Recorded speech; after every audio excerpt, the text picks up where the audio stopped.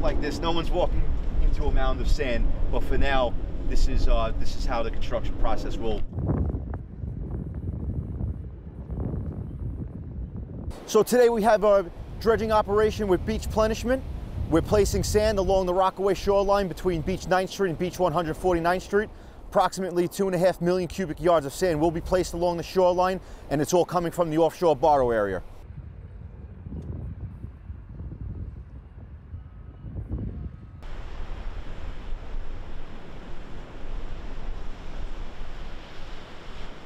The sand is hydraulically placed with the Dredge Illinois. That's a cutter suction dredge. It's a 30-inch cutter suction dredge.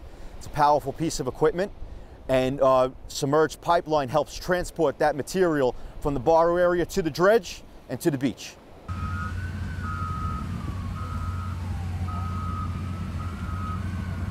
I never looked, but I don't think that's the right suspense.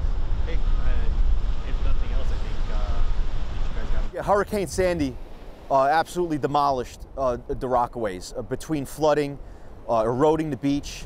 Originally they had a wooden boardwalk that was just torn to pieces. So it impacted the locals, their daily lifestyles. It affected their homes, it affected their businesses, and just their natural way of living. So Sandy, like most along the northeastern shoreline, it was a devastating moment.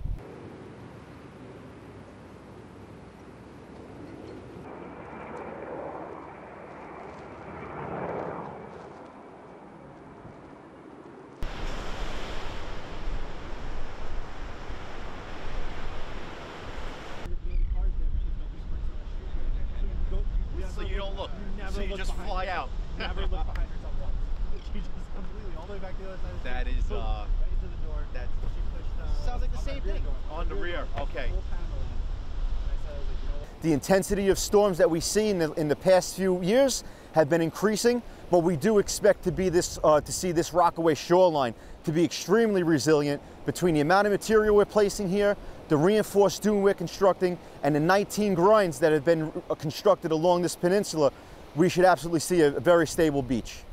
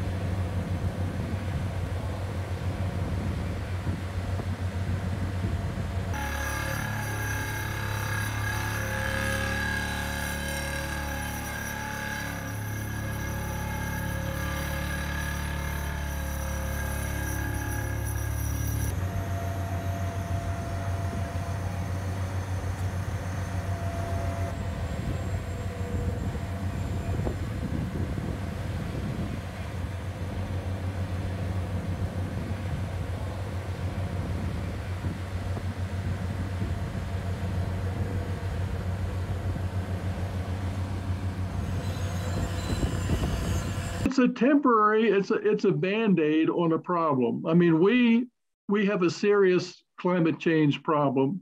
We're going to get and are getting more intense storms.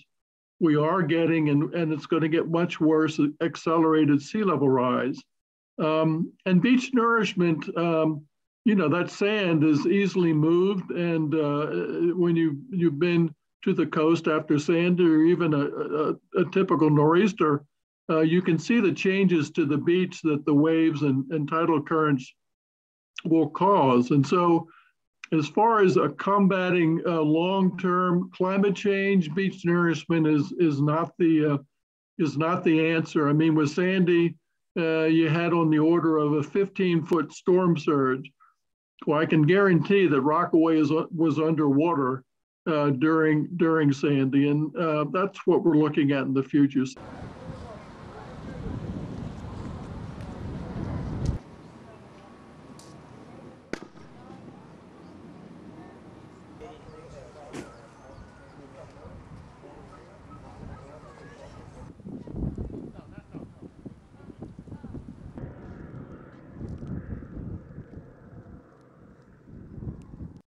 if we want to think about planning for the next several decades, 50 years or 100 years, we really need to be thinking about moving away from the shoreline. Nobody wants to hear that.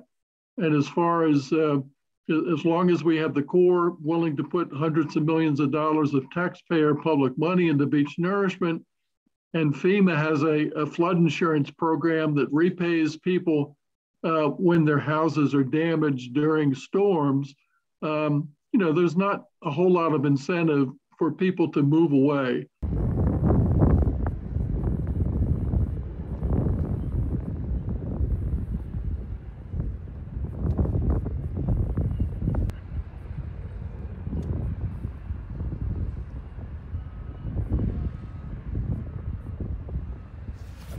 But New York City is extremely vulnerable, as is Washington and Philadelphia and Norfolk and so forth. And so there's going to be a real competition for the money to protect all of these cities.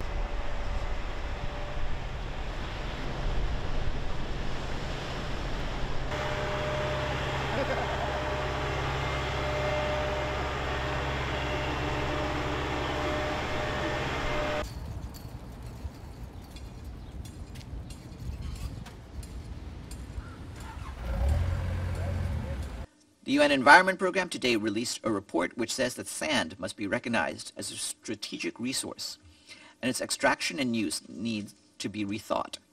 UNEP said that sand is the world's second most exploited resource, with 50 billion tons of sand and gravel being used each year. The report warns that extracting sand from rivers and coastal or marine ecosystems can lead to erosion, salination of aquifers, loss of protection against storm surges, and impact on biodiversity.